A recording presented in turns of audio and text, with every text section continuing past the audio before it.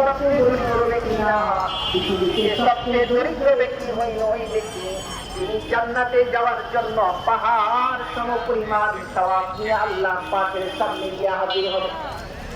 আল্লাহ পাকের সামনে পাহাড় সমপরিমাণ সওয়াব নিয়ে পুলসিরাতের গোড়ায় গিয়ে দাঁড়িয়েছে।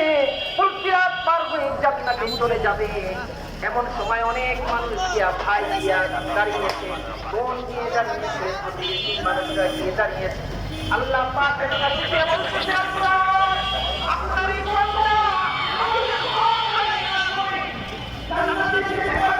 আমরা তাকে জান্নাতে যেতে দিব না।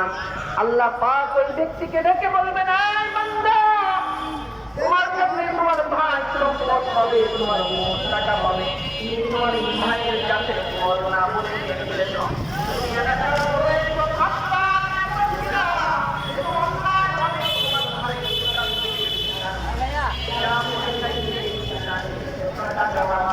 তোমার মানুষ খবর ছিল না।